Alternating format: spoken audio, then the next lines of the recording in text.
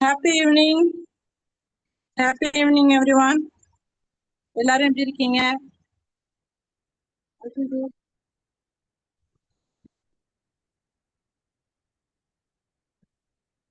நீங்க எல்லாரும் நல்லா இருப்பீங்கன்னு நம்புறேன். நமக்கு இப்படிப்பட்ட ஒரு அழகான தருணத்தை ஏற்படுத்தி கொடுத்த இறைவனுக்கும் டாக்டர் ஹுசைன் பஷார் சாருக்கும் நன்றி சொல்லி நம்ம ஸ்டார்ட் பண்ணுவோம். இன்னைக்கு நம்ம 34th டேல இருக்கோம். இன்னைக்கு நம்ம 30 நம்மளுடைய ட்ரைனர் கேக்குதா? ஹலோ, என்னோட வாய்ஸ் கிளியரா இருக்கா?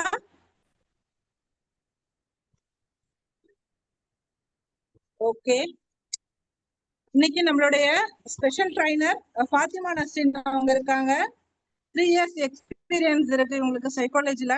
ஒரு ஹோம் மேக்கரா ஸ்டார்ட் பண்ணி சாரோடைய வழிகாட்டுதலால நிறைய MDCC, MSc psychology, NLP master, supreme master, world record holder, now இருக்காங்க. 10க்கும் மேற்பட்ட நிறைய ஸ்கூல்ல இவங்க வந்து ட்ரைனிங் கொடுத்துட்டு இருக்காங்க. வெல்கம் ஃபாத்திமா சிஸ்டர், உங்களுக்கான அழகான தளம் காத்திருக்கு. உங்களுடைய அழகான பிரசன்டேஷனை கொடுங்க. ஸ்டார்ட் பண்ணலாம். All the best. Thank you so much sister. Voice audible இருக்கா? எக்கோ இல்லாம இருக்குல்ல வாய்ஸ்? கிளியரா இருக்கு சிஸ்டர், ஸ்டார்ட் பண்ணுங்க. Okay, thank you. A very happy evening. எல்லாரும் எப்படி இருக்கீங்க? உங்க எல்லாரையும் இந்த பிளாட்ஃபார்ம்ல பாக்குறதுக்கு ரொம்ப மகிழ்ச்சியா இருக்கு. எஸ், உங்களுக்கு அந்த மாதிரி ஹாப்பினஸோட தான் வந்திருப்பீங்கன்னு நம்புறேன். அல்ஹம்துலில்லாஹ். இந்த ஒரு பெரிய பிளாட்ஃபார்மை கிரியேட் பண்ணி கொடுத்த சாருக்கு, அதாவது ஒரு சின்ன விஷயமா இருந்தாலும் எங்களை ரொம்ப மெழுகேற்றி நான் எங்களோட முன்னேற்றத்தை காணணும்னு நினைக்கிற சாருக்கு என்னோட மனமார்ந்த நன்றிகளை தெரிவிச்சுக்கிறேன். அண்ட் என்ஐபிஆர் ஓல்ட் டீமுக்கும் பிளஸ் இந்த சூப்பர் 70 நடத்துற ஸ்பெஷல் கோஆர்டினேட்டர்ஸ் எல்லாருக்குமே என்னோட ஹார்ட்ஃபெல்ட் தேங்க்ஸ். அண்ட் ஃபைனலா யாரை விடுவேனா, இந்த சூப்பர் 70யோட பேக் போன் யாருப்பா? இந்த சூப்பர் 70யோட பேக் போன் யாரு? எஸ், நீங்க தான். கவனிக்கிற இந்த பார்ட்டிசிபென்ட் நீங்க எல்லாரும் தான் வந்து இந்த சூப்பர் 70 நடக்கிறதுக்கே ஒரு மெயின் ஸ்பெஷல் ஆள் தானே. ஆள் இல்லாம டீ ஆத்த முடியாதுல்ல. அப்ப நாங்க எல்லாம் நல்லா பெர்ஃபார்ம் பண்ணணும் அப்படின்னா நீங்க எல்லாரும் இருந்தா மட்டும்தான் கண்டிப்பா அது வந்து 100% சக்சஸ்ஃபுல்லால எங்களால கொடுக்க முடியும். ஸோ உங்க எல்லாருக்குமே என்னோட ஹார்ட்ஃபெல்ட் தேங்க்ஸ். ஓகே, இப்ப நம்மளோட செஷனுக்குள்ள என்ட்ரி ஆகலாம். உங்களுக்கு அந்த ஹெட்டிங் பார்க்கும் போதே தெரியும், டியூனிங் செல்ஃப் கான்ஃபிடன்ஸ். ஆல்ரெடி யாரோ பண்ண மாதிரி இருக்கும். என்னோட செல்ஃப் கான்ஃபிடன்ஸ்ல யாரோ பண்ண மாதிரி தெரியுது. எஸ், செல்ஃப் கான்ஃபிடன்ஸ் பத்தி பண்ணாலும் இப்ப நம்ம கொண்டு வந்திருக்கிறது டியூனிங். என்ன பொறுத்த வரைக்கும் கேட்டோம் அப்படின்னா செல்ஃப் கான்ஃபிடன்ஸ் அப்படின்றது எல்லாருக்குமே இருக்கும். கண்டிப்பா யார்ட்டையுமே செல்ஃப் கான்ஃபிடன்ஸ் அப்படின்றது இல்லாம இருக்காது. ஒரு சின்ன விஷயம் நம்ம செய்யணும்னாலும், ஒரு ரோடு கிராஸ் பண்ணணும் அப்படின்னாலும் நமக்கு செல்ஃப் கான்ஃபிடன்ஸ் இருந்தா மட்டும்தான் என்ன பண்ண முடியும், ஒரு ரோடே நம்மளால கிராஸ் பண்ண முடியும். ஒரு சமையல் செய்யறீங்க, அது நல்லா வர்றதுக்கு நமக்கு செல்ஃப் கான்ஃபிடன்ஸ் வந்து எல்லார்கிட்டயுமே வந்து செல்ஃப் கான்ஃபிடன்ஸ் ஏதோ ஒரு இடத்துல வந்து மறைஞ்சிருக்கும். அதை எப்படி தட்டி வெளியே தூக்கிட்டு வர்றது. அண்ட் சிலருக்கு கொஞ்சம் கம்மியா இருக்கும், பண்ணிடுவாங்க ஆனா பண்ணும் போதே ஒரு பயத்தோட பண்ணுவாங்க, அந்த நர்வஸ்னஸோட பண்ணுவாங்க. அதெல்லாம் வந்து எப்படி டியூன் பண்றது, இன்னும் எப்படி மேக்கப் பண்றது அப்படின்றதான் நம்ம வந்து இன்னையோட செஷன்ல பார்க்க போறோம். நேச்சுரலாவே வந்து செல்ஃப் கான்ஃபிடன்ஸ் கொஞ்சம் லோவா இருந்தா நம்ம ஒவ்வொரு விஷயம் நமக்கு செய்யும் போது என்ன ஆகும் அப்படின்னா சம் டிஃபிகல்டிஸ் ஏற்படும். ஏதாவது ஒரு விஷயம் செய்யும் போது ஏதாவது ஒரு கஷ்டங்கள் ஏற்படும். இதே நமக்கு செல்ஃப் கான்ஃபிடன்ஸ் அதிகமா இருந்தது அப்படின்னா எல்லா விஷயத்தையும் செய்யறதுக்கு ரொம்ப ஈஸியாவும் ஹாப்பியாவும் நம்மளால அதை வந்து செய்ய முடியும். ஒரு கோல் அச்சீவ் பண்ணணும் அப்படின்னாலும் நமக்கு செல்ஃப் கான்ஃபிடன்ஸ் ரொம்பவே முக்கியம். பர்சனல் லைஃபா இருக்கட்டும், ப்ரொஃபஷனா இருக்கட்டும், எல்லாத்துக்குமே வந்து தன்னம்பிக்கை இருந்தா மட்டும்தான் என்ன பண்ண முடியும், ஜெயிச்சு மேல நோக்கி வர முடியும். ஸ்டார்டிங் பண்றதுக்கு முன்னாடி ஒரு ஸ்மால் ஒரு கான்செப்டோட ஸ்டார்ட் பண்ணுவோம். அப்படியே நீங்க ஆன்சர் பண்ணுங்க இன்ஷால்லா சாட் பாக்ஸ்ல. நான் வந்து என்னோட பர்ஸை வந்து மிஸ் பண்ணிட்டேன். ஓகேவா, என் பர்ஸை மிஸ் பண்ணிட்டேன். நீங்க தான் என்கிட்ட கேக்குறீங்க, என்ன கேட்பீங்க? நான் பர்ஸை மிஸ் பண்ணிட்டேன்னு உங்கள்கிட்ட சொல்றேன், நீங்க என்கிட்ட என்ன கேட்பீங்க? எஸ்,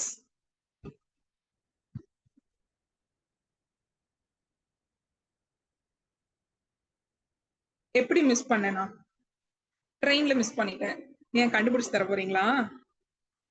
வேற என்ன கேப்பீங்க? எஸ். எவ்வளோ காசு இருந்துச்சு அப்படின்னு கேப்பீங்க. 100 ரூபா தான் இருந்துச்சு. இருந்தாலும் எனக்கு என் பர்ஸ் வேணும். என்ன பண்ணும்? ஏன் எனக்கு பர்ஸ் வேணும்னு நான் நினைக்கிறேன்? அதுல இருந்த மணி வேணா 100 ரூபாவா இருக்கலாம். அந்த பர்ஸோட ரேட் என்ன தெரியுமா? 5000.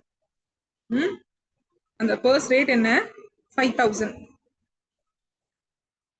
இந்த மாதிரிதான் நம்மளோட மதிப்பு நமக்கு தெரியறது இல்ல. ஒரு பொருளை வேல்யூ பண்ண நமக்கு தெரியல.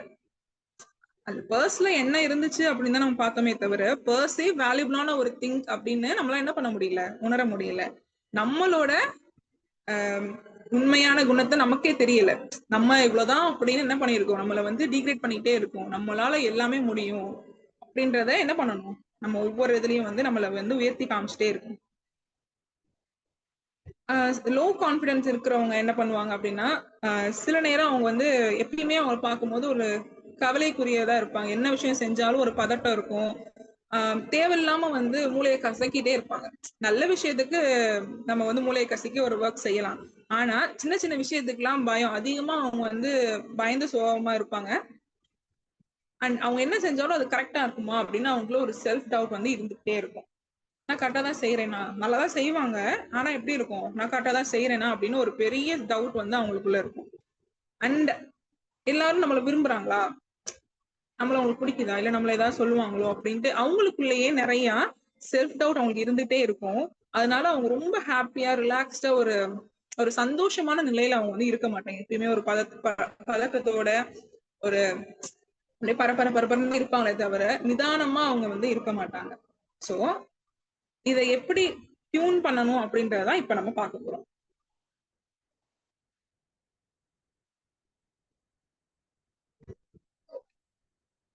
டியூன் பண்ணணும் அப்படின்னாலே ஃபர்ஸ்ட் நம்மகிட்ட இருந்து எதை போக்கணும் அப்படின்னா, நாட், முடியாது, நெவர் அப்படின்ற வார்த்தைய ஃபர்ஸ்ட் என்ன பண்ணணும், நம்மகிட்ட இருந்து தூக்கி போடணும்.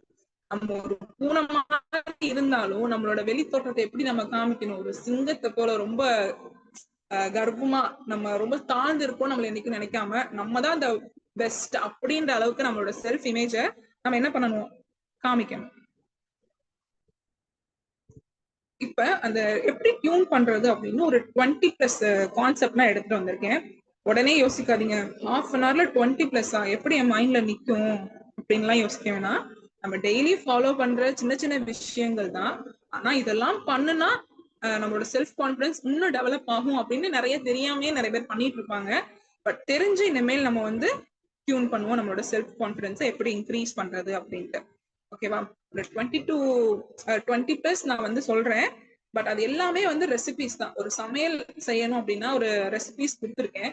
பட் அந்த ரெசிபில உங்களுக்கு எது நல்லா வருமோ அதுதான் நம்ம செய்வோம். அந்த மாதிரி நான் சொல்ற விஷயத்துல உங்களுக்கு ஃபர்ஸ்ட் எதை ஃபாலோ பண்ணி நம்மகிட்ட எது வீக்கா இருக்கு, நம்ம எது ரொம்ப லேக்கா இருக்கும் அப்படின்றத பார்த்து அதை ஃபர்ஸ்ட் ஃபாலோ பண்ணலாம்.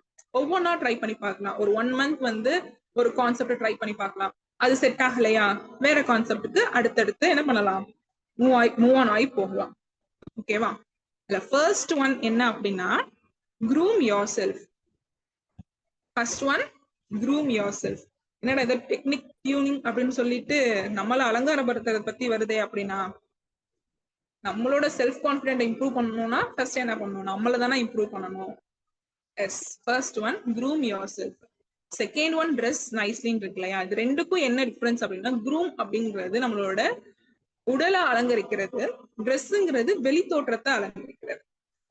குரூம்னா அப்படின்னா இப்ப நார்மலாவே நம்ம தூங்கி எந்திரிச்சா எப்படி இருக்கும், ரொம்ப ஹேர்லாம் மெஸ்ஸியா, ஒரு கண்ணுல எல்லாம் ஒயிட்டா ஒரு மாதிரி டல்லா எந்திருக்கும். இதே சிம்பிளா போய் ஷவர் பண்ணிட்டு வந்து ஒரு ஜென்ஸா இருந்தா ஷேவ் பண்ணிட்டு வந்தாலும் எப்படி இருப்பாங்க, பார்க்க ரொம்ப சூப்பரா இருப்பாங்க. அது வரைக்கும் கொஞ்சம் மொக்கையா இருந்தவங்க கூட ஷேவ் பண்ணிட்டு நல்லா ஹேர் ஸ்டைல் பண்ணிட்டு வந்தா எப்படி இருக்கும், பார்க்கவே ரொம்ப அழகா இருப்பாங்க.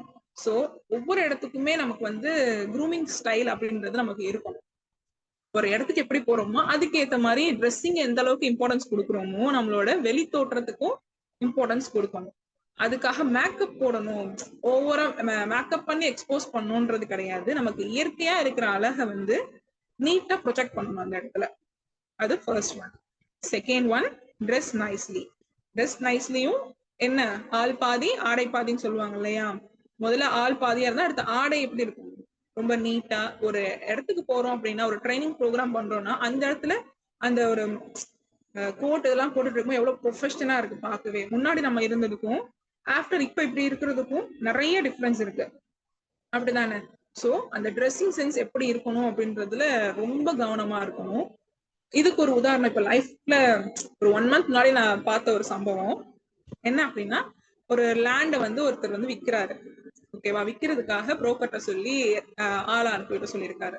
அப்ப வந்து ஒருத்தர் வந்து அந்த லேண்ட் வாங்குறதுக்காக வராரு. அந்த லேண்டோட மதிப்பு கிட்டத்தட்ட 1.5 crore. கொஞ்சம் பெரிய லேண்ட் தான். சோ அத வாங்க வராரு. அவர் எப்படி ட்ரெஸ் பண்ணியிருக்காரு அப்படின்னா, அவர் ப்ரொஃபஷன் வந்து ஏதோ இரும்பு சம்பந்தப்பட்ட வேலை பாக்குறாரு போல.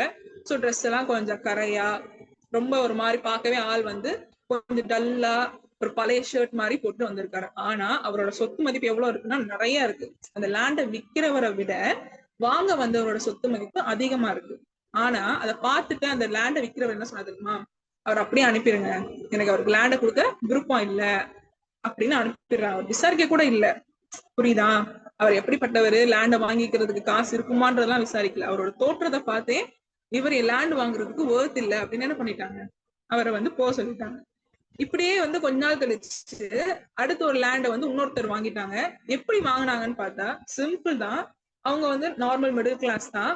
ஆனா அந்த எஃபோர்ட் போட்டு அந்த லேண்டை வாங்கியிருக்காங்க. ஆனா அவங்க ட்ரெஸ்ஸிங் சென்ஸ் எப்படி இருந்ததுன்னா ரொம்ப ஒயிட்டா, அதாவது ஒயிட் ட்ரெஸ் போட்டு டிப் டாப்பா பார்க்கவே அந்த ஹவுஸ் ஓனருக்கு ரொம்ப கண்குளிர்ச்சியா இருக்கு.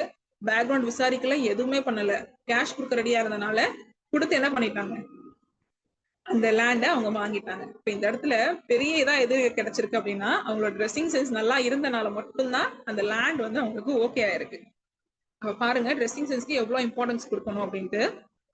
Okay, next third one, Photoshop your self image. போட்டோஷாப்னா என்ன பண்றது, நம்மளோட செல்ஃப் இமேஜ் எப்படி இருக்கு நமக்கு பிசிக்கலா தெரியும். நம்ம இமேஜ், நம்மளோட தோற்றம் எப்படி இருக்கு, நம்ம சப்பியா இருக்கோமா, லீனா இருக்கோமா, அழகா இருக்குமா, எப்படி இருக்கும்ன்றது வெளியே தெரியும். ஆனா நமக்குள்ள வந்து நம்ம இப்படிதான் இருக்கணும்னு ஒரு இமேஜ் வச்சிருப்போம் இல்லையா? சரி, நமக்கு கொஞ்சம் உருவம் நிறைய இருந்தா நல்லா இருக்கும், ஹேர் கொஞ்சம் ஷார்ட்டா இருந்தா நல்லா இருந்திருக்கும், இந்த ஃபேஸ் அமைப்பு வந்து ஓவலா இல்லாம ஸ்ட்ரைட்டா தான் நல்லா இருக்கும், மூக்கு வந்து ஷார்ப்பா தான் நல்லா இருக்கும். இந்த மாதிரி எல்லாருமே பெரும்பாலும் யோசிப்போம், நம்ம இப்படி எல்லாம் இருந்தா நல்லா இருக்கும் அப்படின்னு யோசிக்கும் போது இப்பதான் எவ்வளவோ டெக்னிக்ஸ் வந்துருச்சு, அது இதுன்னு எவ்வளவோ நாலேஜ் வந்துருச்சு. ஸோ நமக்கு பிடிச்ச மாதிரி நம்மள வந்து நம்மளே ஒரு போட்டோஷாப் மாதிரி, அதாவது போட்டோவா எடுத்துதான் வைக்கணும்னு கிடையாது, மைண்டுக்குள்ளேயே நம்ம இப்படிதான் இருக்கும்ட்டு நம்ம டெய்லி விஷுவல் பண்ண அதாவது லா ஆஃப் அட்ராக்ஷன் மாதிரி நம்ம எது ஆகணும்னு நினைக்கிறோமோ அது நம்ம விஷுவல் பண்ண கண்டிப்பா ஒரு நாள் அதே லெவல்ல அதே மாதிரி என்னவா இருக்கும், அது மாறி இருக்கும். So Photoshop your self image, third one. Fourth one, think positive. 4க்கும் 7க்கும் ஒரு கனெக்ஷன் இருக்கு. திங்க் பாசிட்டிவ், 7 வந்து ஆக்ட் பாசிட்டிவ். திங்க் பாசிட்டிவ் அப்படின்னா எந்த ஒரு விஷயத்தையும் நம்ம செய்ய போறோம், என்ன பண்ண போறோம்னாலும் ரொம்ப பாசிட்டிவாவே நினைக்கணும். யாராவது ஒருத்தர் அதை தடை சொல்றதுக்கு நிறைய பேர் இருப்பாங்க கண்டிப்பா. நம்ம ஒரு விஷயத்த செய்யறோம்னா, உன்னால செய்ய முடியுமா, அதெல்லாம் நீ செய்ய மாட்ட அப்படின்னு சொல்லும் போது நீங்க என்ன சொல்லணும் பதில்? அது வந்து பின்வாங்கிருவீங்களா? ஐயோ நம்மளால செய்ய முடியாது அப்படின்ட்டு? கிடையாது. ஏன் என்னால செய்ய முடியாதா, உன்னால செய்ய முடியல, என்னால செய்ய முடியும்னு நீங்க எப்ப அந்த இடத்துல உங்க கான்பிடன்ட் லெவலை இன்க்ரீஸ் பண்றீங்களோ அப்ப கண்டிப்பா அந்த விஷயம் வந்து ரொம்ப சக்சஸ்ஃபுல்லாவே நடக்கும். ஸோ திங்க் பண்றீங்க, பாசிட்டிவாவே திங்க் பண்றீங்க. அடுத்து என்ன பண்ணணும், திங்க் பண்ணிட்டே இருந்தா போதுமா, அதை வந்து செயல்ல கொண்டு வரணும். அதுதான் 7th ஒன், ஆக்ட் பாசிட்டிவ். அதை என்ன பண்ணணும், செயல்ல கொண்டு வரணும். பாசிட்டிவாவே நினைச்சு பாசிட்டிவாவே அந்த விஷயத்த செய்யும் போது அந்த விஷயம் என்ன ஆகும், கண்டிப்பா டெஃபினட்டா அது கரெக்டாவே நடக்கும். நம்மள டிமோட்டிவேட் பண்ண நிறைய பேர் இருப்பாங்க, பட் அது எதையுமே நம்ம காதுல வாங்காம என்ன பண்ணணும், நம்ம அடுத்த வளர்ச்சியை நோக்கி போயிட்டே இருக்கணும். 5th point, kill negative thoughts. Negative thoughts அப்படின்னா, முன்னாடி நான் வந்து பாசிட்டிவா நினைங்கன்னு சொல்லும் போது நம்மள நெகட்டிவா ஆக்குறதுக்கு வெளியே இருந்து நிறைய பேர் சொல்லுவாங்க.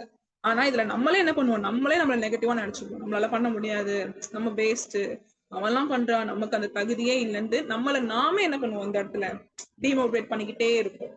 அதுக்கு உதாரணம் சொல்லணும் அப்படின்னா, இரும்பு இருக்கு இல்லையா? இரும்பு அது தன்னைத்தானே எப்படி அழிச்சுக்கும்? இரும்பை யாரும் அழிக்க மாட்டாங்க. அது என்ன பண்ணுமா, அதுவே தானா துருப்பிடிச்சு இரும்பு ரஸ்ட் ஆகி என்ன ஆயிரும், ஒரு கட்டத்துல அது அழிஞ்சு போயிடும். அந்த மாதிரிதான் நம்மளோட நெகட்டிவ் தாட்ஸ் என்ன பண்ணுதுன்னா நம்ம மைண்டே என்ன பண்ணிருது, கொலாப்ஸ் பண்ணிடுது. ஸோ நெகட்டிவ் தாட்டை எப்போ ரிமூவ் பண்றோமோ அப்போ பாசிட்டிவா நம்மளால எல்லா விஷயத்தையும் என்ன பண்ண முடியும், செய்ய முடியும். Next 6th point, get to know your self. நம்மளை பத்தி நம்ம தெரிஞ்சுக்கணும். முன்னாடி பிறர் என்ன நினைப்பாங்க அப்படின்னு தெரிஞ்சுக்கிறத தாண்டி நம்ம யாரு, நம்மளோட வேல்யூ என்ன, அதாவது செல்ஃப் ஜேர்னல் எழுதுவாங்கல்ல, நம்ம கிட்ட இருக்க பாசிட்டிவ், நம்மகிட்ட இருக்க நெகட்டிவ், நம்ம எதெல்லாம் நம்ம நல்லா செஞ்சிருக்கோம், சின்ன வயசுல இருந்து என்னெல்லாம் பண்ணியிருக்கோம், என்ன சக்சஸ்ஃபுல்லான ஒரு விஷயம் எல்லாம் பண்ணியிருக்கோம், எவ்வளவு பேர்ட்டு அப்ளாஸ் வாங்கியிருக்கோம், எவ்வளவு அவார்ட்ஸ் வாங்கியிருக்கோம், ப்ரைஸ் வாங்கியிருக்கோம், ஃபர்ஸ்ட் ரேங்க் எடுத்ததுமே என்ன அந்த இடத்துல ஒரு நல்ல விஷயம் தானே. அப்ப நம்ம கிட்ட இருக்கிற அந்த பாசிட்டிவான என்னெல்லாம் விஷயம் இருக்குமோ அதெல்லாம் நமக்கு வந்து திருப்பி ஞாபகப்படுத்துற மாதிரி ஒரு ஜேர்னல் மாதிரி எழுதலாம். சோ அந்த மாதிரி எழுதி பார்க்கும்போது என்ன இருக்கும் அப்படின்னா, நம்ம டிமோட்டிவா நினைச்சது அப்படியே மாறி நம்ம தான் எல்லாமே அப்படின்ற இறைவனோட நாட்டத்தினால நம்ம தான் எல்லாமே அப்படின்ற அளவுக்கு நம்ம மைண்ட்ல நம்மளை பத்தி ஒரு தாட் வந்து உருவாகும்.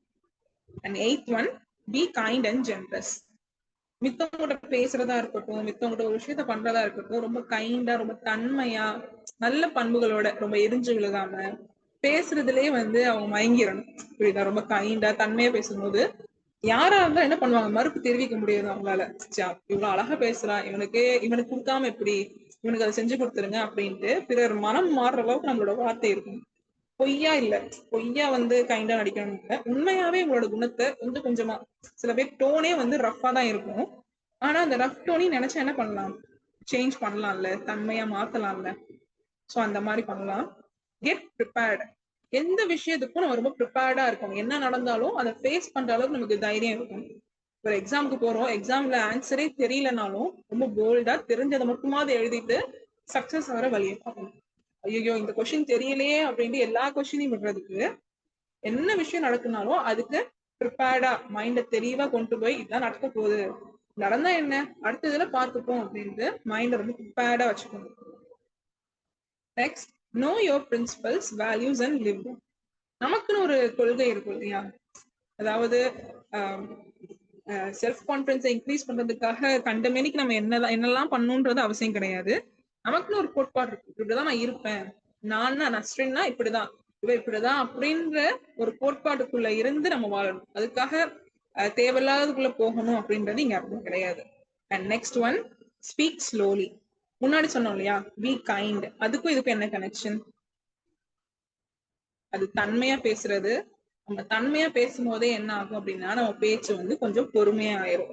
படபடபடன்னு டக்கு டக்குன்னு பேசாம ரொம்ப பொறுமையா, என்னப்பா எப்படி இருக்கன்னு கேட்கறதுக்கும், என்ன எப்படி இருக்க அப்படின்னு கேட்கறதுக்கும் டோன் வித்தியாசம் ஆகுது இல்லையா, ரொம்ப பொறுமையா பேசணும். நெக்ஸ்ட் என்ன அப்படின்னா, ஸ்டாண்ட் டால். அதாவது எந்த விஷயத்தையும் உயர்வா பார்க்கணும், ரொம்ப குறுகிய மனப்பான்மையில பார்க்காம ஒரு விஷயத்த ரொம்ப உயர்வா நோக்கி பார்க்கணும். நம்மள வந்து ஸ்கைல இருந்து ஒரு ரோப் நம்ம ஹெட்ல வந்து நாட் போட்டு இழுத்தா எப்படி இருக்கும், நம்ம உடம்பு ஸ்ட்ரைட்டா இருக்கும் இல்லையா, சோ அந்த மாதிரி எந்த விஷயத்தையும் ஒரு உயர்ந்த நோக்கத்தோட பார்க்கணும். ரொம்ப குறுகிய மனப்பான்மை நமக்குள்ள, நம்மளோட சர்க்கிளை வந்து குறுகிக்க கூடாது. புரியுதா? நெக்ஸ்ட் வந்து இன்க்ரீஸ் காம்படன்ஸ். அதாவது நம்மளோட ஆளுமை திறன் இருக்குல்ல, ஒரு கார் வந்து நீங்க வந்து ஓட்டிட்டு போறீங்க, 40 km/h ஸ்பீட்லயே ஓட்டிட்டு போறீங்க, தான் நீங்க ஓட்டிட்டு போவீங்க. அதுல அடுத்தடுத்த ஸ்பீட் இருக்குல்ல, 80, 100, 120 ஸ்பீட் இருக்குல்ல, நீங்க ஏன் இன்னும் ஸ்டாண்டர்டா அந்த 40 ஸ்பீட்லயே போகணும்? ஒன்ஸ் 40 நீங்க சக்சஸ்ஃபுல்லா போயிட்டீங்கன்னா அடுத்தடுத்த ஸ்பீட, உங்களோட ஸ்பீட் என்ன பண்ணணும், இன்க்ரீஸ் பண்ணணும். புரியுதா?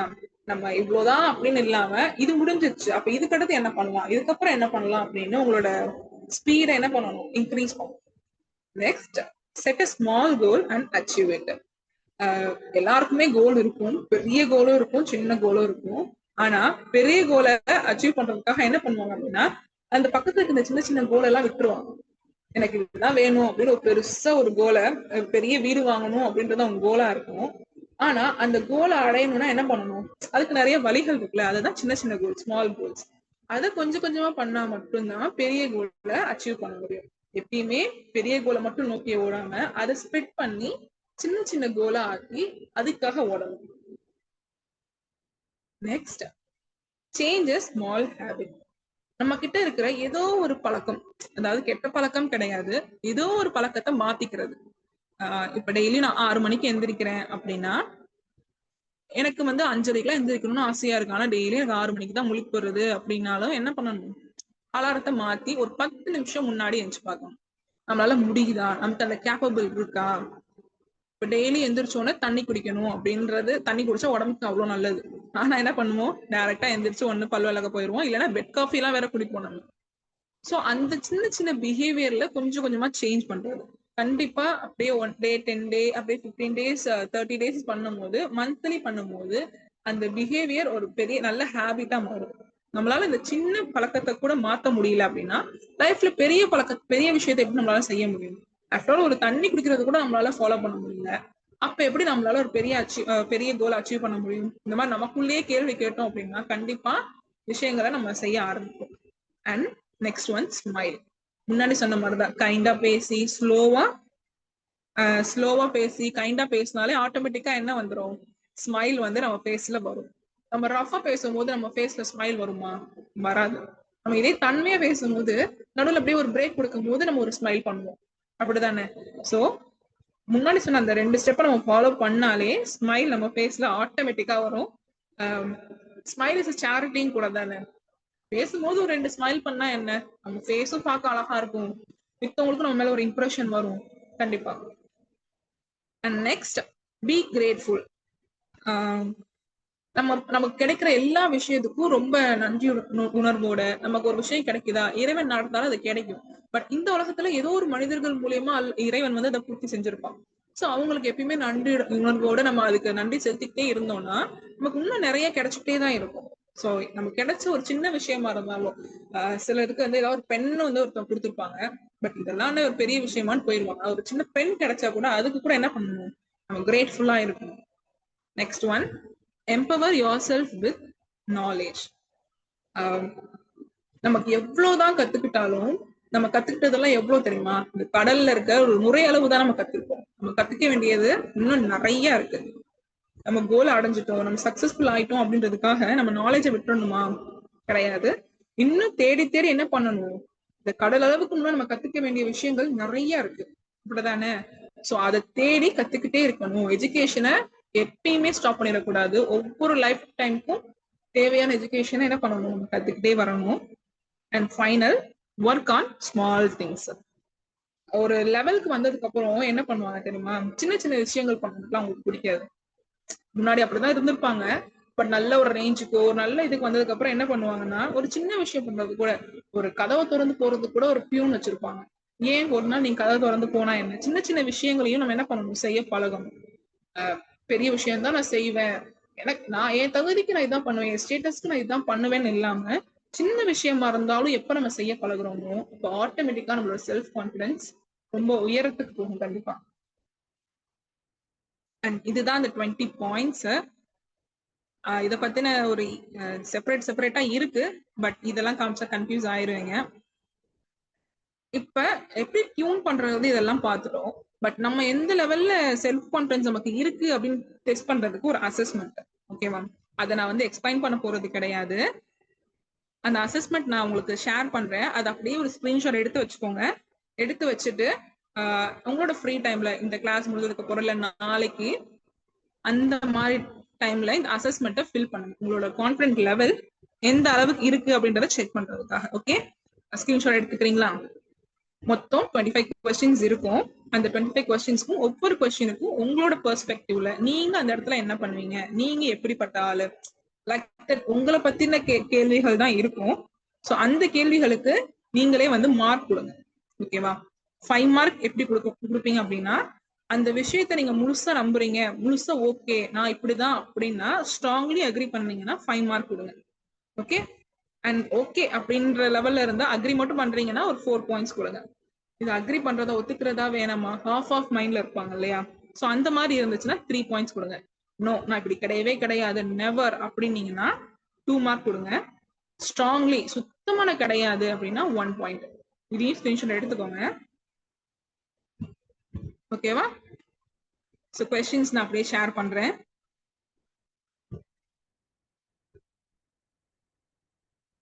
மொத்தம் 25 கொஸ்டின்ஸ் இருக்கு. ஸ்கிரீன்ஷாட் எடுத்துட்டீங்களா?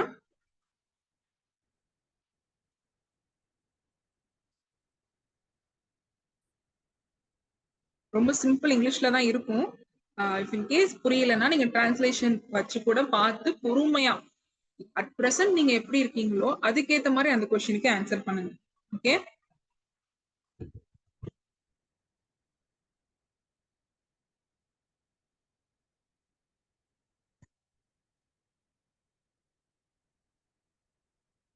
ஓகே. 25 கொஸ்டின்ஸ் இருக்கும். நான் இதோட ஆன்சரும் ரிவீல் பண்றேன். ஏன்னா நமக்கு இன்னையோட நம்மளோட செக்ஷன் முடிஞ்சிருது இல்லையா, நாளைக்கே அடுத்த ட்ரைனர் வரனால. பட் நீங்க அதோட ஆன்சரை ஃபோக்கஸ் பண்ணி நீங்க இந்த கொஸ்டினுக்கு ஆன்சர் ஃபில் பண்ணாதீங்க. ஓகே, இதெல்லாம் ஃபில் பண்ணிட்டு அதுக்கப்புறம் நீங்க எல்லாத்தையும் டோட்டல் பண்ணுங்க. உங்களோட பாயிண்ட்ஸ் எல்லாத்தையுமே டோட்டல் பண்ணுங்க. அது ஒரு ஸ்கோர் வரும் இல்லையா, அந்த ஸ்கோருக்கு என்ன நான் கொடுத்துருக்கேன் அப்படின்றத லேட்டரா பாருங்க. ஓகே, இந்த கிளிக் மட்டும் எடுத்து வச்சுக்கோங்க, ஃபியூச்சர்ல பாருங்க. இப்பவே இதோட ஆன்சர் பார்த்துட்டு நீங்க கொஸ்டினை ஃபில் பண்ணீங்கன்னா ஆட்டோமேட்டிக்கா நம்ம மைண்ட் என்ன ஆகும், அந்த ஆன்சரை நோக்கி இந்த இதுதான் நம்ம அடையணுன்றதுக்காகவே நம்ம மார்க் என்ன பண்ணுவோம், ஆட்டோமேட்டிக்கா நம்ம மைண்ட் அப்படிதான் போகும். ஓகேவா?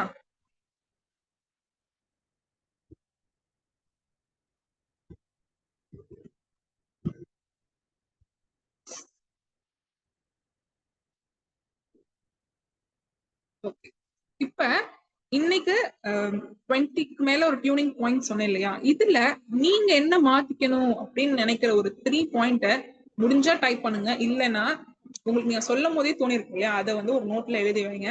கண்டிப்பா அது உங்களுக்கு ஃபியூச்சர்ல யூஸ் ஆகும். ஓகே,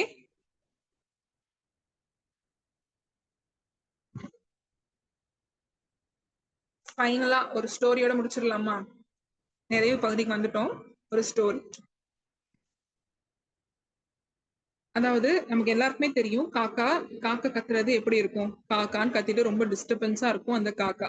காக்கா வந்து சென்னை சிட்டில ஓவர் அதிகமா இருக்கு, அப்படிதானே? ஒரு நிமிஷம்.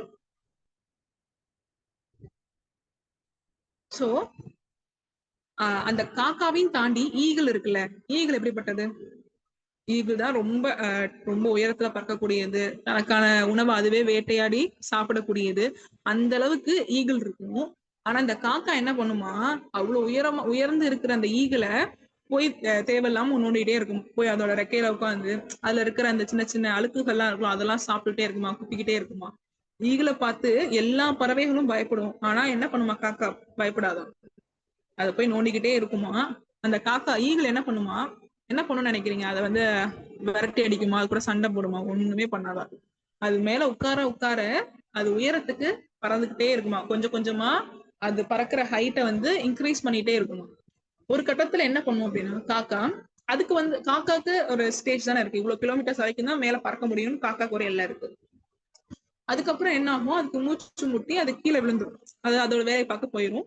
ஈகிள் என்ன பண்ணும், பறந்துகிட்டே இருக்குமா. அந்த ஈகிள் மாதிரிதான் நம்மளும், எவ்வளவு தடைகள் வந்தாலும், எவ்வளவு பேர் நம்மளை நோண்டினாலும், எவ்வளவு விஷயங்கள் நம்மளுக்கு நெகட்டிவாவோ நம்மளை டிமோட்டிவேட் பண்ற மாதிரி வந்தாலும், அதை நம்ம வந்து பாசிட்டிவா நினைச்சு நினைச்சு நினைச்சு என்ன பண்ணணும், உயர உயர பறந்து நம்மளோட உயரத்தினால அந்த நம்மள டிஸ்டர்ப் பண்ணவங்கள வென்று காமிக்கணும் இன்ஷா அல்லாஹ்.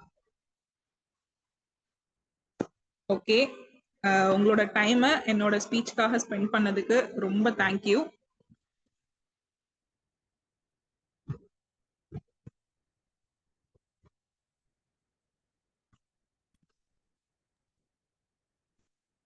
Thank you so much. என்னால வீடியோல வர முடியல.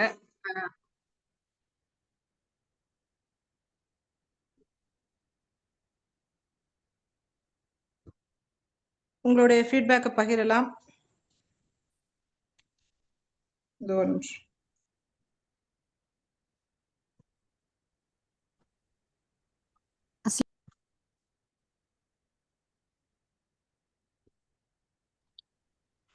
அஸ்ஸலாமு அலைக்கும். வலைக்கும் சலாம். சொல்லுங்க சிஸ்டர். அல்ஹம்துலில்லாஹ், ரொம்ப நல்லா யூஸ்ஃபுல்லா இருந்துச்சு. ரொம்ப சிறப்பா பேசுனீங்க, நல்லா தெளிவா ஒரு இதுவும் கொடுத்தீங்க. பாயிண்ட் வைஸ்ல இருந்தனால ரொம்ப கிளியராகவே இருந்துச்சு நம்ம என்ன எடுத்துக்கணும் அப்படிங்கிறது. அதுவும் இல்லாமல் கொஸ்டினர்லாம் கொடுத்துருக்கீங்க. அல்ஹம்துலில்லாஹ், ஒரு திருப்தியான ஒரு செஷனாக இருந்துச்சு. எல்லாருக்குமே ரொம்ப யூஸ்ஃபுல்லாக இருந்திருக்கும்னு நினைக்கிறேன். நம்ம என்னதான் நம்ம இதையே தான் பார்த்துட்டு இருக்கோம், இதே படிச்சுட்டு இருந்தாலுமே இந்த தெளிவான ஒரு மேட்ரை வந்து ஒரு நல்ல ஒரு கம்பைல் பண்ணி கொடுத்ததுங்கிறது வந்து ஒரு பெரிய நல்ல ஒரு யூஸ்ஃபுல்லான மேட்டரா இருக்கு. அல்ஹம்துலில்லாஹ். ஜஸாக்கல்லாஹ் ஹைரன் sister. Thank you so much.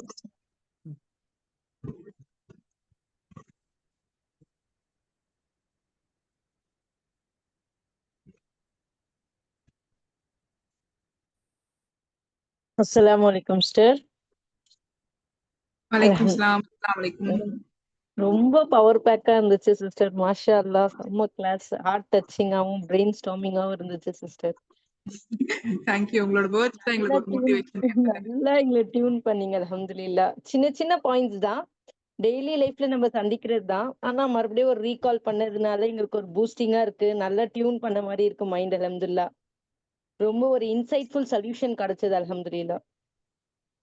அல்ஹம்துலில்லாஹ். Thank you, thank you. sister, for your super presentation. தேங்க் யூ so much. அஸ்ஸலாமுஅலைக்கும் சிஸ்டர். நஸ்ரின் சிஸ்டர். வலைக்கும் சலாம். அல்ஹம்துலில்லாஹ். எப்படி இருக்கீங்க? பண்ணீங்கப்பா. குட்டி குட்டி பாயிண்ட்ஸா இருந்தாலுமே ரொம்ப டிஃப்ரெண்டா கொஸ்டினர்லாம் கொடுத்து அசச்சிட்டீங்க போங்க. எனக்கு ரொம்ப பிடிச்சிருந்தது பர்சனலா. Thank you. எதிர்பார்த்ததை விட ரொம்ப அழகாவே இருந்தது sister class. Thank you so much. எல்லாரும் ஃபீட்பேக் கொடுக்க முடியாதனால உங்களோட ஃபீட்பேக்கை ஒரு எமோஜில அப்படியே ஒரு டைப் பண்றீங்களா? முடிஞ்சா எல்லாரும் ஒரே ஒரு எமோஜி தான் இருக்கணும். அதுலயே என்னோட ஃபீட்பேக் எப்படி இருந்துச்சு இந்த கிளாஸ் அப்படின்றதுக்கான எல்லாமே தெரியணும். ஓகே, அந்த மாதிரி ஒரு பவர் பேக் எமோஜி கொடுங்க.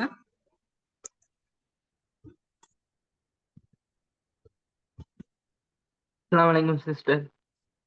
வலைக்கும் சலாம். அஸ்ஸலாமு அலைக்கும். சிஸ்டர் நல்லா இருந்துச்சு சிஸ்டர் எங்க கிளாஸ். சின்ன சின்ன பாயிண்ட்ஸா இருந்தாலும் நல்லா தெளிவா எடுத்தீங்க. நல்லா இருந்துச்சு கிளாஸ். டைம் போனதே தெரியும். பரவாயில்ல. ஜஸாக்கல்லாஹ் சிஸ்டர். Thank you brother.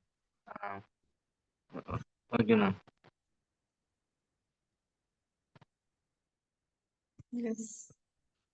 சூப்பரா இருந்துச்சு சிஸ்டர் இன்னைக்கு உங்க செஷன். ரொம்ப ரொம்ப நல்லா இருந்தது. ரொம்ப யூஸ்ஃபுல்லான தகவலை சொன்னீங்க. இன்னும் நிறைய தெரிஞ்சுக்கணுன்ற ஆர்வம் எங்களுக்கு இருக்கு. Thank you so much Fathima Nasrin sister. Thank you so much sister. இவ்வளவு நேரம் பொறுமையா இருக்கு எல்லாருக்கும் ரொம்ப தேங்க்ஸ். கண்டிப்பா எல்லாரும் இவ்வளவு நேரம் பொறுமையா இருந்து நமக்கு நல்லா சப்போர்ட் பண்ணீங்க. இதே போல நாளைக்கு சல்மா சிஸ்டர் பேச வராங்க. ஆட்டோமிக் ஹேபிட்ஸ்னு சொல்லி டாபிக்ல பேச வராங்க. அவங்களுக்கும் இதே போல முழு ஒத்துழைப்பு கொடுங்க. உங்களுடைய எல்லாருடைய சப்போர்ட்டும் எங்களுக்கு ரொம்ப தேவை. Thank you so much. Good night, sweet dreams all. Bye from Sharif Abdul Rahman, NAPR pattern. Good night, sweet dreams.